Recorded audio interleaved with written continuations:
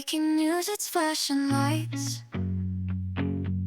Grab your seat, Hi, this is it's the been a long night. time since you've had an update from me, and that's because I have been swamped. But lots has been happening, so I'm going to try to break it down into bite-sized segments for you. This will be just the first of a few. We'll start with ending FGM. Last month, King David did another End FGM trip.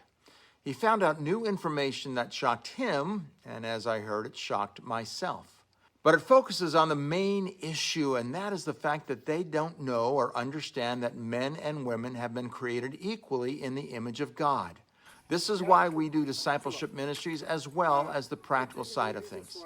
This is why Ronnie and David go to other nations, and why Nemo also does discipleship as well as Pastor Samuel. Remember that as they try to end FGM, they show a video of 3 young girls being physically circumcised. It is very graphic.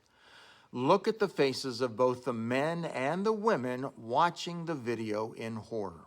This is the primary tool that helps the men to say, "Never again will you do that to my daughter." And that is when the whole village decides to stop the practice of FGM.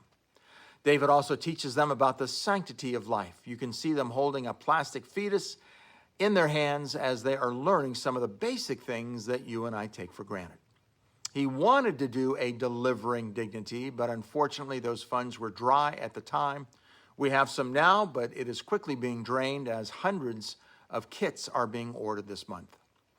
Please listen to David's 3-minute video to learn what shocked him, and I assure you will also shock you.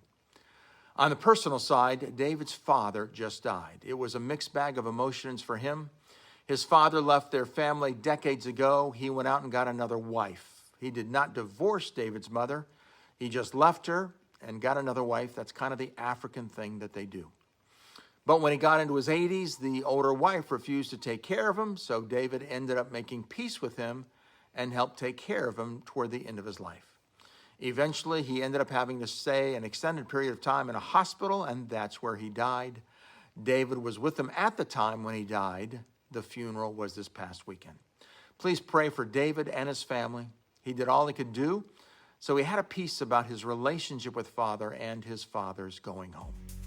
Well, I'm keeping these short, so look for the next one soon. Thanks.